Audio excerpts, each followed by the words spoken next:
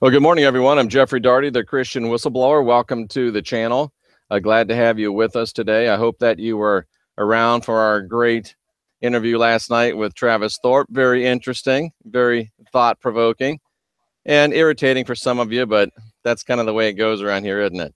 It's very nice to have you with us. We do have the chat room open, so if you have any questions, feel free to put them into the chat, and we'll do our best to be able to answer those as we keep the flow of the program going. And today, it's my pleasure to have with me once again, Laurie Hill. She used to be in California, now she's in the UK. And we're going to talk today about why Christian women don't run from the hen house or putting up with the insanity and chaos because of the alternative not being so good. Laurie, welcome to the show. Tell folks a little bit about yourself. Hi, everyone. Hello from the UK. Let's see. Well, I've been in the UK for nearly 18 years. And wow. Yeah, a long time. Sorry. I got all nervous and my throat's just closing up. No worries. Drink some hot coffee. Like I shared before in the other interview, I kind of grew up in a Christian family, and when I was in my early 20s, I came to faith and started out in the Church of Christ. But it was a bit harsh, a bit dry, a bit boring, and a bit mean. So I left and ended up in Calvary Chapel, that I absolutely loved, and was with them for a few years, and had some issues within the church that I disclosed in the last interview, and ended up leaving. So I went from that to Messianic Judaism. And interestingly enough, the reason that attracted me to Messianic Judaism and the Torah specifically is the love and concern that I saw the Lord give to women, which I found out later and recently actually was just another form of slavery and entrapment. So, yep. So being as it was, I came from also a background of sexual abuse, not within my family, but sexual abuse, and then married what I consider was another perpetrator. And so I ran straight into the Torah laws because I found some comfort there. But, it was just another form of slavery, like I said. So I just basically felt like my life in California was over, and it just spit me out. So I ran away from home to the UK, was married, and went from the pot to the frying pan, and ended up in an abusive relationship, same fire, different flame. And anyways, came out of that, and he passed away.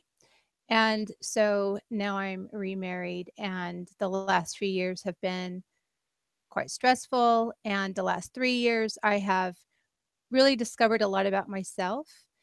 And then recently, just coming on you, finding your videos through Rex Bear, and it just exploded. My mind just exploded. So I started sending you messages because I felt a bit frantic in a way. And then, of course, when I came on your show to be interviewed, I came off, listened to my interview, and couldn't believe how shut down I had become. So I sat down and wrote this thing out, and what we're going to talk about today. And I hope that I can encourage some other women. Absolutely, because one of my biggest frustrations, being where I am doing what I do, is the fact that women at any given time at any given church make up at least half, probably up to 70-75% of the attendance of a church, and of course of the money of the church and of the service of the church. And yet here's this institution that is teaching them that they're subservient, that they're not allowed to speak, that they can't hold places of leadership. And if you really go into Paul's teachings, which aren't talked about very much, that they're supposed to be keepers at home, that they can't control themselves sexually without a man, and if it wasn't for men, that they'd be having sex with angels all the time. So why does a system that is so misogynistic and so discriminatory towards women continue to enjoy the presence, the prestige, and the purses, literally, of women by the billions, really, if you put together all of the Abrahamic religions? And it's just a mystery to me why women that are smart, educated, talented, powerful individuals continue to stay within such a system that's with the deck stacked against them. And you have talked about 10 reasons here, really with a bonus, 11 reasons why women stay in the church and don't run. And the first one you listed was the fear of losing salvation, the big one. Talk about that.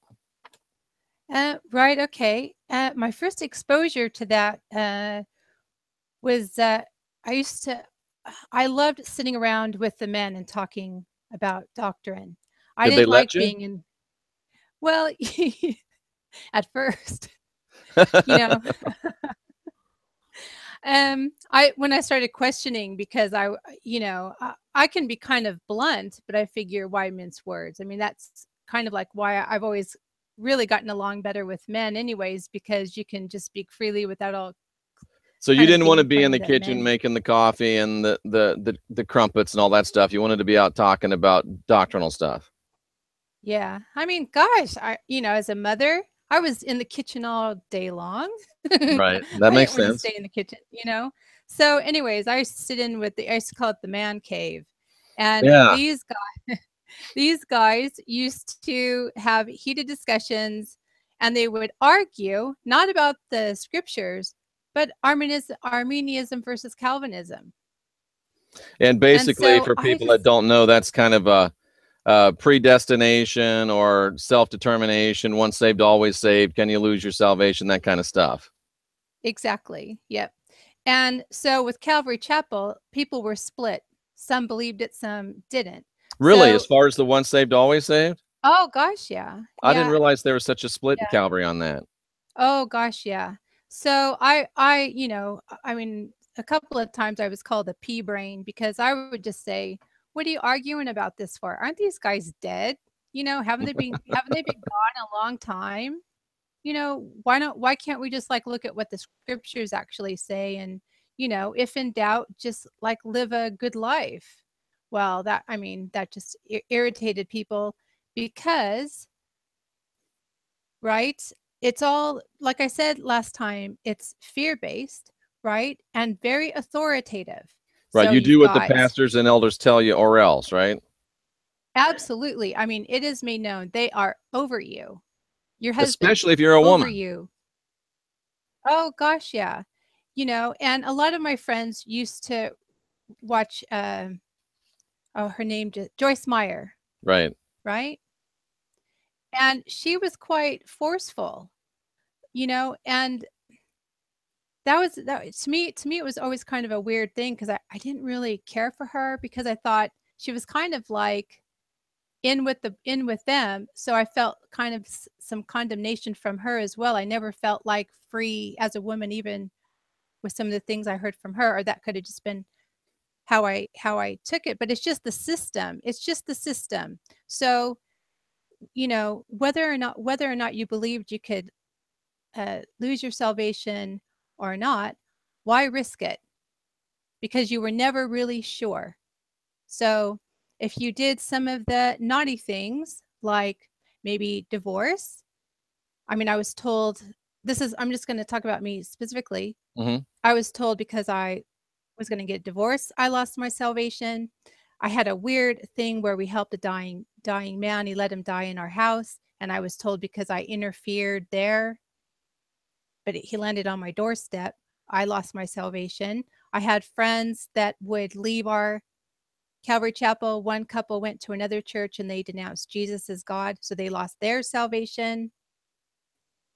I had a friend of mine whose husband was gay, But because of the fear of losing his salvation, he got married and made his wife's life miserable. Were they in Calvary You Chapel? know, no, this is here in England. Oh, okay. So they were in a kind of, I mean, because Calvary Chapel's over here as well. So Right. Calvary, it was kind of an offshoot of Calvary, and so that was the case for them. And Calvary So took a pretty dim view on divorce anyway, right? I mean, according to Paul, they go back to the Old Testament, a woman can never ask for divorce. It can only be instituted by the husband. And it was a no-no for you. And if you did it, it was going to put you outside the camp, so to speak, right? absolutely. And I mean, there was kind of even, I mean, it was kind of joked about as well. So, like, if you were a guy and it was football season and you didn't show up for church, I don't know. Right.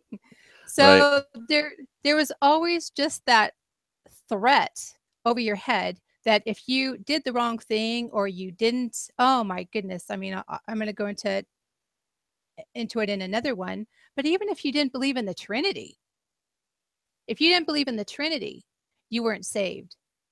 Right. So they just made it when I was in Messianic Judaism, they practice rabbinical Judaism. So they look at like the Torah as a fence.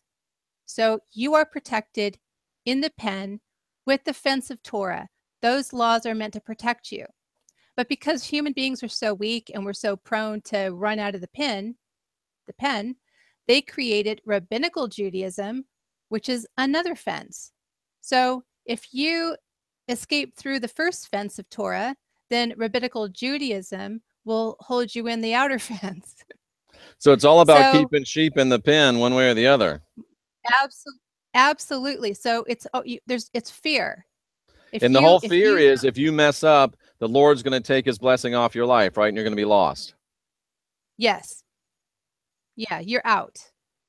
You're So out. it's not just me that says this stuff, folks. There's people living this by the millions and millions. And it's such a sad thing. That's why we do what I do. And Red Rose makes an interesting statement I hear a lot. She says Paul was an ass. I hear that a lot. But she also says, wondering if Paul was gay or bi. And, I've had a lot of people ask me that. There's not really any, empirical proof, but Paul was very close friends with Nero, who was sexually ambivalent at best. So there's a lot there, possibly. We'd have to find out if Paul visited the Greek bathhouses. We would, and he probably did, I'm sure. I mean, I would say for sure that he did. Yeah. So you live a life worrying that if you don't submit to your husband, that if you question the pastor, if you question the elders, that if you don't, do what you're supposed to be doing as a woman, that even if you have a Bible study at your house that isn't church sanctioned, that you lose the risk of being, you call it here the brown shirts of Christianity. And I'll tell you what, I remember being in Calvary Chapel, and they had I was dating a girl that was in Calvary Chapel, and they had the ushers, they called them, but they looked for the world like bouncers. They were standing up at end of every row and walking down and looking and making sure everything was just so. And it really was like they were the brown shirts and the bouncers of Christianity. Absolutely. We ended up at a tiny Calvary Chapel, and it wasn't in a very good area in Oceanside. And we had quite a lot of men in our congregation that were ex-military, and they would come packing heat. I'm not kidding. And I'm like, dude, you're bringing a gun to church? Really? That sounds like a little overcompensation, but that's, who am I to say? Well, it was, but I mean, that's the chaos that you find in right. some of these little. Laurie, you've mentioned this before, and I remember hearing it, and it's such a ridiculous statement, but it's very much talked about within the church, this whole concept of touch not the Lord's anointed. Oh, because they're special. And what does that mean? Well, did you ever watch Saturday Night Live and see the church lady? Back when that was there, I was still preaching, so I thought that was a sin to watch Saturday Night Live. So I've seen, little snippets of it, but I've actually never watched her. All right. She just had a funny way of saying they're special. They're Um, special. yeah,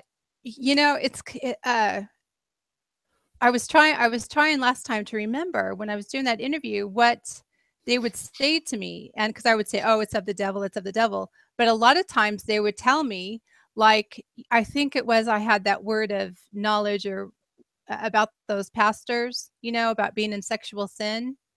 And that's what she had told me. She said, "You shouldn't touch the Lord's anointed." you know and we would make jokes, my friend, my naughty friends and I, if we would say things about the Lord's anointed or whatever, someone would say incoming. Yeah.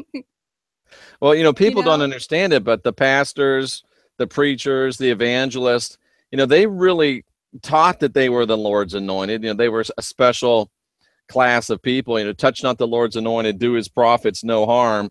And they don't. Sometimes they say it straight out, but even if they don't say it, there's this underlying thought that if you speak bad against them, like you said, God's going to get you. You're going to get a lightning bolt come down. And it's funny you put in here that I always used to make a joke out of this, but people would really consider putting their hand on the television to get some prayer unction. Oh gosh, I went over to my friend's house, and she would be in tears listening to Benny Hinn, and he'd put his hand up Good to the tears or screen. sad tears? Oh, just she would just be overcome Oh, by okay. his So she was, holiness. I gotcha. By Benny Hinn, Yeah. huh? And I always wondered about yeah, Benny and Hinn. He can do the Lord can do all these wonderful miracles through him, but somehow he can't cause hair to grow out of the top of his head. well, I tell you what, this is the mind control that I am talking about because Good I morning, Raina. watched him. Pardon? Sorry, I was just commenting to someone in Pardon? the chat room. All right. Um, this is how ridiculous. I mean, that I used to see it. That I saw him on a TV show, and he would swing his coat around, and it was like, what do you call it, the Holy Spirit machine gun? I mean, that just got stupid. And then I saw this one guy in a fellowship, and he's like going like this, and people are falling over, and the men are falling on top of women and then staying there. you know and you have to think this has to be from that mindset that they are instilling, that they are all powerful. And I remember being intimidated by people because you think, gosh, is God telling them what I'm thinking? Also, they're like this. Yeah. You've got the spirit, the celestial Santa Claus, but your worry was that Benny Hinn and all the way down to the pastor at your church might have, seen you when you were sleeping, know when you're awake, know if you've been bad or good. So be good for goodness sake, huh? Yeah, they have more clout than Santa. It's fear, it's guilt, it is complete mind control. Red Rose said that she, out of desperation, put her hands on the TV, and I shouldn't laugh about that, but it's so horrible that people think that just stretch forth your hands towards the screen, and it's so sad. And Benny Hinn, I mean, running a huge racket. It's just terrible the things that are going on to people. And again, that women really, I mean, let's just call a spade a spade. Women are really the ones that are paying for this stuff to keep going on because they are the base of the church, both people attending and the money that's coming in. But you can't touch the Lord's anointed. And what happens if, Laurie, you have a honest disagreement? If you have something that you'd like to, bring up for questioning, what happens if you try to do all that? Right. Hold on just a sec, right? Okay. One thing I just wanted to say, when I was talking about, like you said, about putting your hand on, I don't mean to laugh. I'm not laughing at people, but I used to get so angry because I cannot stand it when people are taking advantage of, especially when Exactly. they're vulnerable. And so if I don't laugh, I cry because I used to I get really, really angry. And I mean, I spoke to you about in an email one time about dreams, and I have had so many dreams, and 90% of my dreams, I'm pointing out, um, what do you call deception from church leaders. So I don't know, that was my own self telling me. So I don't mean any offense to anybody. It's just, it breaks my heart. Okay, so sorry. No worry, I'll offend people So on your behalf. okay, that's cool then. Yeah, I'm being and silly, but that's I kind of put what I do. that. Well, if we don't, then we end up crying. So with the, having the fear that you disagree, and I put, this is the exclusion clause of Christian fellowship, because if you disagree, whether or not it's like, I knew this really humble man. He knew the scriptures, lovely guy, but he was excluded from a leadership position of a men's Bible study simply because he didn't believe in the rapture. And this was Calvary Chapel, right? So they train you to keep your mouth shut. And what I noticed is this is where shutdown begins. And when we talk about control and why women don't leave, you may not even realize it's happening, but slowly but surely you're shutting down. You don't talk as much, especially, I mean, there's a lot of women in the church who are so wise, and they really do manifest the gifts in a real way, but they're not outspoken. So they become more quiet and more quiet. The loudmouth ones like me, we just leave. So And that's we really all get one of the stuck in the saddest system. things, is that so many people lose out on the great gifting and the great help that these women could be. The women lose out because they're not manifesting their great basic purpose. The people that could be blessed and helped by these women miss out. The whole body misses out. And then oftentimes I think people, ladies just run out and say the hell with the whole thing, and they don't do like you and try to seek spirituality outside the church. They just figure, that's it. The whole thing's a sham. So I'm not going to do anything with anyone spiritually.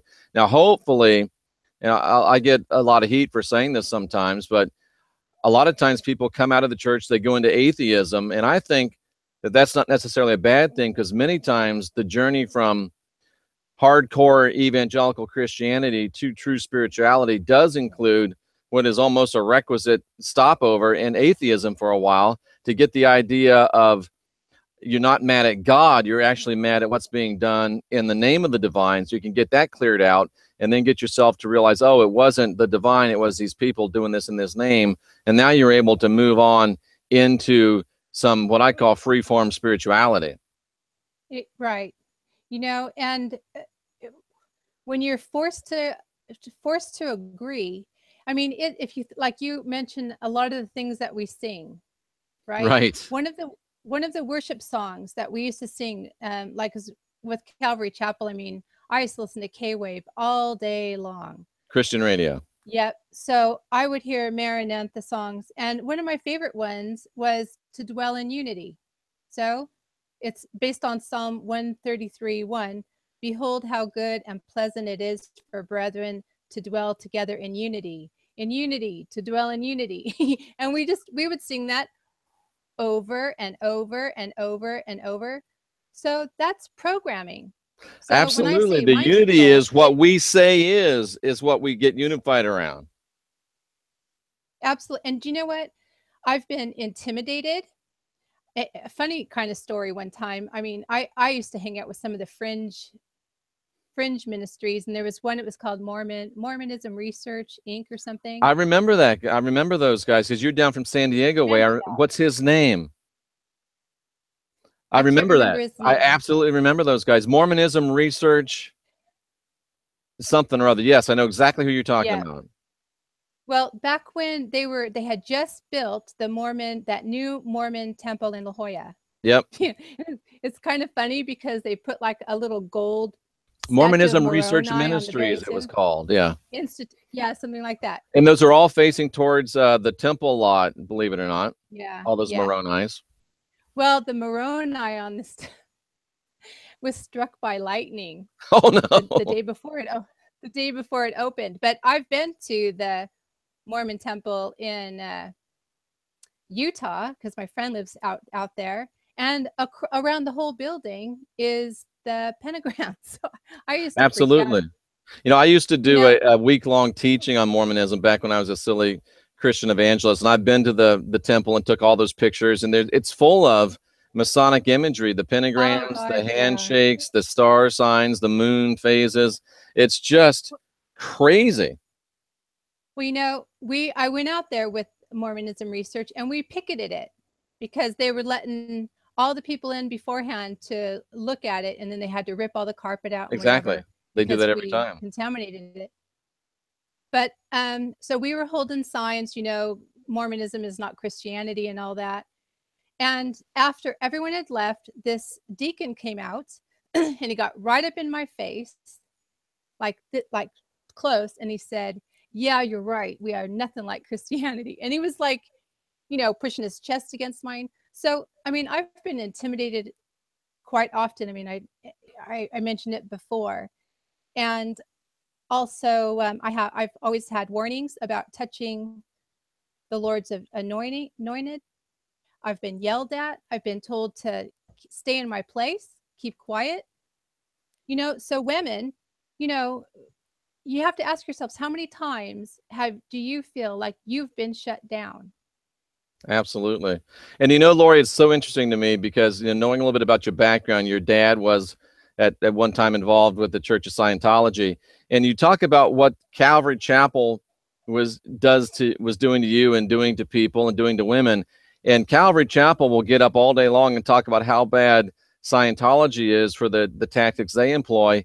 And Calvary Chapel was employing and is employing a lot of tactics not that dissimilar from those being employed by the Church of Scientology. I mean, dominant, top-down, bureaucratic religions tend to operate along a pretty familiar and common pattern. Well, yeah. And it's sad. Now, here's something that I find especially ugly. This whole thing about you have to stay, you have to be a good girl because you are your unsaved spouse's salvation. Yep. I was told that quite often.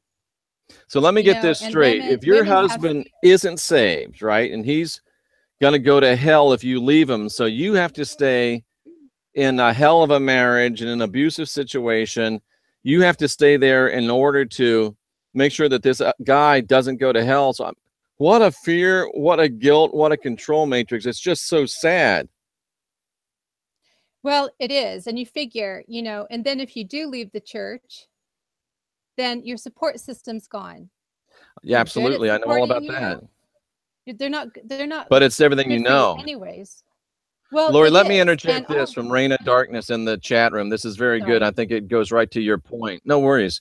She says that they put women down so hard because they know that women can be harder to control and they need our energy because it gives off a different energy than a man's does. So they're doing everything they can to keep you in there because they know they need you, even though they just want chick light. They don't want full on women.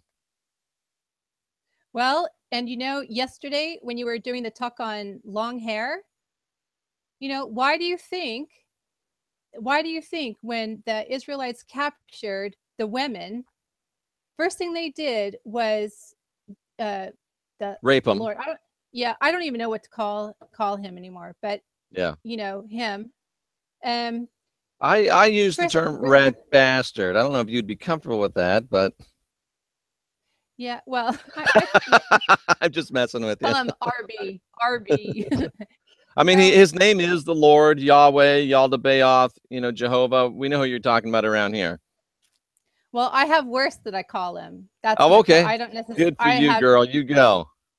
and it just wouldn't be very ladylike if I I, said what I normally I say. understand.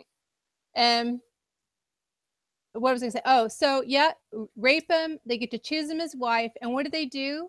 The first thing they do is they shave their heads. Yep. Shave their heads. You know, Samson got his hair cut off, lost his strength. What do you think happens to a woman when you shave her hair off? And think about it, with So, all of the people in Calvary Chapel, the men typically have the short hair. So they've got to have the women there to bring in, you know, a lot of the understanding and teaching. So it's they're really using you. They're kind of using you like like just a power source, but you don't get to use any of the power. You just got to give it over to everybody else. Yep. And imagine, I mean, I've had two unsaved husbands, right? And Well, I you can little tell rebel, you, you. well, that's another name calling that I get because Right. I'm on husband number 3. So, Well, you're not one that gives up easily, are you? well, no, I am There not. you go. I am resilient, and there's a I have reason. to tell you, I was married 3 times, and I finally figured out that may not be an institution for me. That's just me, though. Well, I'm not doing it again, and I'll bring that up towards the end because I rambled off on an email after my interview because I'm telling you, my circuits were just flying. Yep. But I wanted to mention a couple things because if you have any gals that are listening who do have husbands in the church and they're staying for that reason, you know, I resented it because what I discovered is that in my case, I had abuse. First was sexual, then with the second marriage, it was emotional that was turning physical. And what I kept hearing is that it was sanctioned by the Lord to The perfect marriage me. bed is undefiled. Yeah, it was making me more humble because I was obviously rebellious and, not in control of. So it was to make me humble and even more godly. So basically, you deserved it, Absolutely. is And what they were then, telling you.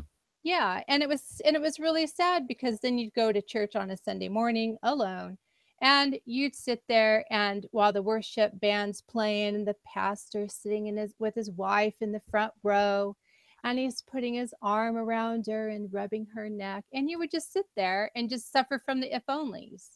Right. If only And I Red if Rose makes a only. great statement. They're selling you snake oil, but they're actually the snakes that are biting you as well. Yeah. Yeah. Horrible stuff. And then they publicly disgrace you if you dare to disagree, right? And step outside their realm of what's supposed to be. Well, yeah. I mean, you're out, aren't you? Yep. And you get the dreaded what's it like to get the Jezebel label?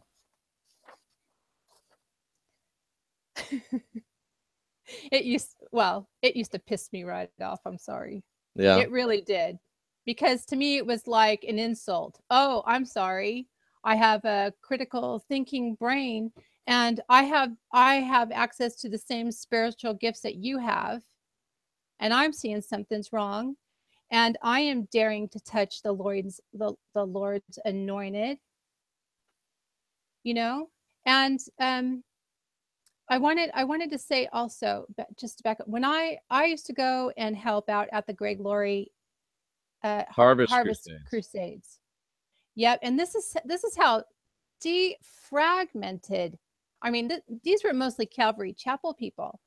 I'd be down on the football or baseball field and wait. We're waiting for the call. Crystal Lewis is getting everyone in the mood, Talking about the altar and call, folks. most Come on down and be saved. yeah, yeah, and I would say 8 out of 10 people were Christians rededicating their life. I'm like, geez, that's an expensive rededication. Couldn't you do that at home? I was an You know? evangelist and I went to church to church to church for almost 20 years. And Laurie, every time, at least half the people getting saved. That guy got saved last time I was here. Yeah. That guy got Well, delivered last time I was here. Same thing. And Julie says in the chat room, and I think this is very true. It's a little bit strong, and people may not agree with it, and I think at least societally it's true, and I think even within biblically it's true. This is just my opinion. So yeah, I'm echoing Julie's opinion. She says marriage is another form of slavery. The female becomes the property of the master, MR, and then becomes the MRS, the masters, the property of. And she says that she has not and will not ever become someone's slave. She's her own master. Strong words, but I think a lot of reality and truth to them. well, have you ever heard that rule, that saying, a rule of thumb? Yes. The rule of thumb. Do you know where that comes from? Is that from painting? You're holding up and looking for perspective when you're painting? No, it's an English point of law that says when a man needs to chastise his wife, he oughtn't use a stick any bigger than the circumference of his thumb. Wow, that makes sense. Wow. Right? That sounds like So, Islam. You're allowed to beat your wife, but you just can't kill her. well, and there's I mean, Abrahamic Judaism. religions, birds of a feather, flock together. Well, that's it. Judaism prides itself because they would say, well, only the goyim think things like that. But that's not true, because I met people in the Satmar cult of like Hasidic uh, Hasidic sects, and the Satmar, they are a bit extreme, but they murder each other. Fathers murder their sons. One guy, I knew him. He was murdered because he switched to Christianity, converted, murdered. Wow. So we everything has a weird offshoot. But I mean, going back to Jezebel, I mean, it's actually the witch spirit. You're a witch. If you're labeled with Jezebel, what they're calling you is a rebellious woman, and you're a witch.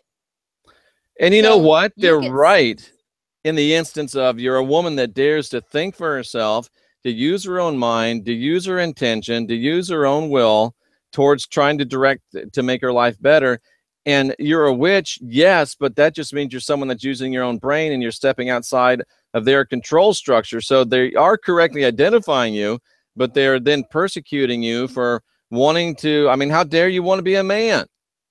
What's wrong with you? well, It's so and sad. the sad thing is when you hear other women calling another woman a Jezebel. That's just, And that's the Stockholm syndrome. They're yeah, so much a slave that they begin to defend their captors. exactly. And when you're like publicly disgraced like that, you won't leave, because you have watched other people leave, and then you hear all the gossip and the slander, and you know that if you leave, they're going to talk about you in the same way, and so that's your fate if you But leave. aren't they going to talk about you even if you stay? Well, yeah, but I mean, we're taught to, we are, I mean, I'll be 54 in September. So, my life with my parents, you're taught to be a lady, you're taught to mind your manners, you're taught to be a good girl. I mean, it's a little bit different because I don't teach my girls that. I mean, I teach them to be respectful and whatever, but I don't teach them the things that I was taught. I mean, no offense to my parents, Right. but it, it just instills in you that you can't speak up for yourself. It doesn't empower you, so you end up putting up with the rubbish where we should be just walking out, Absolutely. And is taking up there, I the mean, I've taking never our money heard with us. this. I've exactly you've got the power. I've never heard this or thought about this, but you talk about that all of your good works can be burned up because you screw up one time. Well, we used to have a saying, it's going to burn, in Calvary Chapel, or like let's see. To me it was just a fear factor, because if you left the church, what about your good works? Because they're all going to be burned up, so you'll have nothing, right? So you don't, because the goal is to have rewards. I mean, even the Jehovah Witnesses practice this, right? Right. They're not guaranteed salvation. So what do they get? They do good works so that they get rewarded. Right. They're trying to If work their way Mormons do in. good, absolutely, and if Mormons have good works, then they get a planet, they get to populate it, and if the wifey's good, then she gets to be part of his other wifey harem. So it's another way of making people afraid to leave, because, well, everything that they've done that's good works, it will no longer be applicable, and you're going to be the street sweeper at the pearly gates. You know, My. What is you're it going to be. about us, Laurie? And speak to it directly for women, because I mean, you are one, and I don't understand where you're coming from, but we seem to, women and men desperately need this affirmation from others within the church that we're good, that we're godly, that we have value. And that probably more than anything else keeps people there. What causes a person to get to that place where they've got to have this affirmation from other people and don't have any sense of worth and value within their own selves? Because we're told that we're sinners, that we were born that way, and that we absolutely have to fall upon the grace and mercy of Him, you know? So, I mean, my friend used to talk about, well, I realize I'm pond scum, Yeah, and that's what they want you to believe. It's so ridiculous to me that they've sold this to us for at least 2,000 years. And then I come around and try to tell people, look what they're causing you to believe. Look what they want you to do. Look what they're saying about you. They're ruling you by fear that you're not going to be able to make it past the place called hell and into the place called heaven. Guilt, because not only were you born with sin, but you're the one that Jesus had to come and die for. So you're guilty in that regard. Can't we see the fact that they really teach us that we're pond scum? And you wouldn't let a spouse do this to you typically. You wouldn't let a job do this to you. You wouldn't let a club do this to you. But you let these guys do it to you because you believe their paradigm of you're a sinner, you need salvation, and you got to have a savior. And you bought the lie that they say they're the only person out there with the savior. They got the only savior. But the whole truth is that Christ said, look, you don't have original sin. You're born with the spark of divinity within. And once you believe that, the fear's gone, the guilt's gone, the dread's gone. And now it becomes a idea of just how do I get myself better? How do I be excellent to myself so I can be excellent to everyone else? It just, I know it's a rant, but it bugs me. And I hate it when I see, people like you that have given, a considerable amount of your life to this. And I just hope that what you're sharing can help some people avoid that and get out of that. And even if you have to get the left foot of fellowship, which I talk about all the time, for being divisive, how long are you going to let them keep pounding on you? well, I'm just going to say with what you were just saying, if you think about it, every Easter, it's compounded, right? Absolutely. Every Easter, it's where we go through a solemn time. And on K-Wave, Chuck Smith, they would play his recording and go blow by blow on what happened to the Messiah and down to the nitty gritty, gory detail from a medical standpoint. And do you remember the song "Who Killed Jesus"? Oh my goodness. Well, there you go. So, yeah. And the answer to that, folks, is I killed Jesus. You got people in this church singing, I killed Jesus. I mean, come on. It's absolutely hellish. But you're so indoctrinated by that point, and you're just so happy by the grace of God. There go I, Yep. I'm nothing. So you're gonna leave a fellowship and be nothing times 10. And we've got people in the chat room talking about the demigod or God or spirit, whatever you want to call them, Hades. And some people do work with Hades, and and they've made the statements that Hades is a much better guy to serve than the Lord, and they're probably right. Well, I mean, look what happened to his own son, right?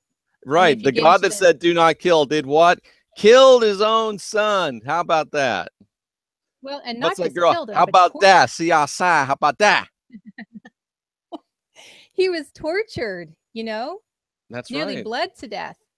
I've had a conversation with Jim Caviezel, who played Jesus in the Passion of the Christ movie. And he's a sold out the whole route Catholic. And yeah, even Paul says, examine yourself before you do the communion. And that's what you're talking about. Think about what a dirty, filthy, rotten piece of pond scum you are for causing Jesus to have to go through all this.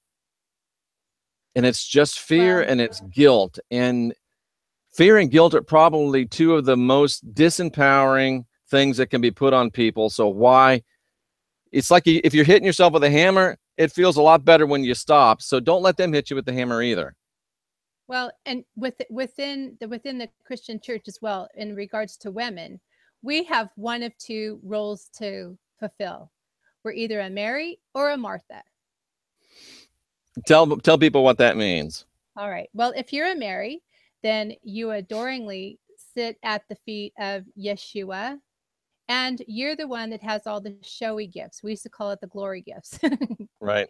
Because You when know, Jesus came into this house, Mary came and anointed his feet with oil, and she, in her tears, and she dried his feet with her hair, and Martha was off, making the food and stuff yeah. like that. So Mary was So, obviously the holier one. yes, you want to be a Mary. But then for the rest of you, there's Martha. So you can go scrub the toilets for the Lord. So that's the two roles that we have. You get to be a Mary or a Martha. But what if you have other gifts like evangelism, or going out and laying hands on people? And I mean, I've seen women do that as well. But it's always Oh, you always got to absolutely. have a covering there. It's always got to be under the headship of a pastor. And like I said before, in one of them, I used to have friends, and there was just fury, fury for women to find their ministry. I have to have my ministry. I have to have my ministry. I need to go and get approval. And I'm like, for what is it that you want to do? Well, I just want to go feed the poor. Well, go do it. What do you need a pastor's okay for? Well, it's got to be sanctioned. Who says? Just do it. I used to do it. And I tell you what, living in Oceanside, I didn't realize this, but the homeless people mark your house. Oh, wow. So Interesting. I'd have homeless people knocking at my door. I'm hungry. Can I have some food? Yeah, go water my lawn and I'll get you something to eat. There you go. And it was a fair exchange. It Something, was a a fair little quid exchange. pro quo. I like that. I like that. Now, I Yeah. mean, So and we're kind of rolling up to the end here because unfortunately we're going to have to end about 9 because I have an appointment with somebody that I have to help out, which right. is Okay. more and more, and it's so great to be able to do that. But this is something that you talked about at number 11, the most scary one, being outside the camp. And you're talking about being shunned, you're talking about being outed, you're talking about having people turn against you that have been your friends forever. And again, I hate to go back to this, still beat the same dead horse, but these same Christian people will blast the hell out of Scientologists for their shunning practices, or the Jehovah's Witnesses for their shunning practices, and yet they do the same damn thing. And Paul told them to do it. Paul said, don't even eat with somebody that has left the fellowship. So they use the big scary one, being outside the camp, to try to beat your head to stay in. Isn't that right, Laurie? It is. And I inherited a daughter that I mean, I knew them for 20 years. We homeschooled together. And this gal has a pretty traumatic past. I mean, I warned the mother because I knew it. And anyways, she came home at 20 something and announced that she was gay. Oh, So wow. she was thrown out, and I lost my friendship over it because of the experience I have. I'm not, I don't lay bondage on people. I just told her, just let her unwind. Yep. And Laurie, let me interject this before it rolls by and I forget it. Someone in the chat room said, women need to start their own movement without man hating. And Reign of Darkness says, I agree. That would be interesting. I wonder what that would look like. well, I just have the saying that every good movement of men needs a good flush. You know what? It's I'm so not true. It's I'm so not true. really I'm just not really into movements. I just think just go out, be who you're designed to be, and love people and point them in the direction of, you know, finding the truth within themselves, and let it be one person at a time. Why do we have to have a movement? Because then you've got all these other things going Yeah, on so the best within. way to start a movement is just start moving yourself. And then if other people start flocking to you, boom, there you go. Yeah. How about just love your neighbor? How about be excellent to each other? Yeah, I why mean, the not? great prophets, Bill and Ted, and that's what the Christ actually said. Love yourself and love your neighbor as yourself. Is that not, by definition, be excellent to each other? Yep. I wanted to mention as well, one of the things that used to really scare me, like about like venturing out on my own, is that if the rapture came, I'd be gone. I'd have to stay. And That then, rapture thing is one of the most powerful fear tools they have, and it's nothing but a bunch of garbage thrown out by Paul as a smokescreen when James was busting them out, and then resurrected and codified by the Jesuit priest Francisco Ribera. Yep. Yep. And the other one is that if you go off on your own, that the Lord, as a good shepherd, will break your legs and bring you back in. He says that. Yeah. So what kind of who only sheep want a shepherd, and who would submit themselves to a shepherd that's going to bust your legs if you don't do what that shepherd wants you to do? Well, and I'll tell you what, because I know you got to go, but I used to always look up scriptures about being naive, right? And when, as a woman, if you're staying in this kind of environment, you're really being naive. And even Proverbs says, the prudent sees danger and hides himself, but the simple go on and suffer for it. So Yep. you're suffering in a situation that you know isn't right. You're dwelling in fear. You know, come on out. The water's fine. And guess what? You talk about, oh, I don't want to be outside the shepherd, blah, blah, blah. Guess what the shepherd's favorite meal is? Lamb. Lamb. And like Raina Darkness said in the chat room, really, if you're in Christianity, it's sooner or later you're going to get eaten. And if you go out, you might be afraid of getting killed. But guess what? Sooner or later, they're going to eat you anyway. And it's just another manifestation of the blood sacrifice, the human sacrifice, blood magic darkness of the Christian religion. And it's just so sad. And Travis Thorpe said spaghetti. I have no idea what he's talking about when he said spaghetti, but It's probably your squirrel thing. yeah, the squirrel. There's squirrels all over this place in here, and they run by, and I have to I really follow them. enjoyed him. Yeah, that was an interesting. Some people think he's absolutely nuts. Some people think he was profound. Some people think he's a demon from darkest hell. But that to me sounds like good radio.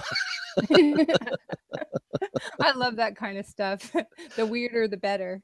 Well, it's always nice to get different perspectives, to get different ideas, and to, have a different understanding beyond just your understanding. And I mean, there's things that work for people. Yeah, and Bellstar says, I hate the mock human sacrifice. And really, this is all you need to know about Christianity. If you go up to a Catholic church, you got dead guy Jesus on a stick right there. If you go to Protestant churches, you just got the dead guy stick. So it's human sacrifice or human sacrifice light. Which one do you want? Well, can I leave something with these lovely ladies? Please do. Something of okay. Higher regard than my dead guy Jesus on a stick. Right. Okay. Ladies, like our mothers before us who burn their bras, it's time for us to burn the yoke of our oppression. Do I have to burn my bras? Do you need one? Now, we're talking about it's okay to be gay, and I mean, if that's what you're into. So if there's some brothers out there that want to burn their bras, I think she's speaking to you too. I'm just trying to be inclusive here, Laurie. All right. Yeah. Well, I'm not going to be. So if you have a man's ear that needs to be torched, that's okay. Well, I don't want to be inappropriate because I can be. So right. There's some nice Christian ladies that are watching. Absolutely. But in essence, don't let the Lord shave your head, ladies. Absolutely not. And here's an interesting thing that Patrick McCormick says. And I remember this. Bill Hicks, the comedian, Travis Thorpe says, free the boobs, burn the bras. So, there you go. But it's like, well, can I? Please go ahead. No, go ahead. No, go ahead. Bill Hicks said that when Christ comes back, the last thing he wants to see is a cross, right? And of course, Sam Kinison said, what were the last words of Jesus? And you think about a real spiritual answer, and actually the answer is, So how horrible is that? But anyway. It's really, really sad. So please bring us up to a higher level before we have to close out, Laurie. That's your job. Right. Okay. Well, I just want to just give a special thank you to all the people that have been sending me messages and commenting. When I came on, I didn't show my face. You didn't? I didn't, because I was so afraid, because I'm used to getting a lot of abuse for speaking my mind. And it's been a long, long time since I've even entertained anything Christian. So I just didn't want to see the splatter of, tomatoes on the screen so I just kept kind of secret. And then as I listened to myself in the replay, I just saw how shut off I've been. So I just wanted to say thank you. And there was a couple of men that were just absolutely beautiful in their response to me. So thank you so Excellent. much. And I just want to encourage everyone to, again, come out. The water's fine. The devil ain't going to get you. And learn to or discover yourself. Basically, it's a long journey. I'm still in it, but you have me. If you want to reach out to me, I'll talk to anybody. Give them your contact So information if you would, please, if you're all right. comfortable. Yeah, I'm cool. You can find me on Facebook, Laurie Hill, or even through Curvy Chick Revolution. That's my business. But if you can't find me, because there's quite a few Laurie Hills, or you can email me, Laurie Cali, like CALI, the number 2, UK at gmail.com. I'd be happy to talk with anybody. And, the thing that women need and men too is just sometimes to process. So I'm a good Right. listener. You can just spew out. I don't judge. But if you need someone to talk this stuff out with, I'm here. So if you're a curvy chick, you can get help. And I think you said last time as well that if you're a curvy dude, you can also get help. Yeah. I love curve. And I tell you what, I love curvy dudes, and I hate to see them get rid of their curves. So I Really? Well, like my that's men. interesting. Oh, yeah. I love my That's men chubby. interesting. Well, there you go. There's hope for you for you. So not every woman needs a six pack, guys. That's good to know. Yeah, not And I had interested. something that I wanted to say, but folks, you talk about the acceptance here, and people reaching out to you, and it's interesting to me that I mean, a month ago, 6 weeks ago, we had about 3,000 subscribers. Yesterday, we went over 6,000 subscribers, and I think we're going to be over 20,000 by the end of the year. So we really do have a good thing going here, and it is a place of exception. Travis says, "I'm not out of shape. Round is a shape." So keep liking, keep sharing, keep making sure that you're subscribed, because it really is a place of love. It really is a place of acceptance. It's a place of some irreverence and some revelry, and that's okay too. But I mean, what you'll find here is people that are real, people that are really trying to get to where we want to go. And like Laurie says, come on in. The water is fine, and we love to have you. So I appreciate you all very much. Appreciate you as well, Laurie. Many Thank you. much appreciation and love coming from the chat room. And Good. thanks for coming out on the limb and sharing for us. And look at that, it didn't even break off behind you. Yeah, I like swinging on trees. There you go.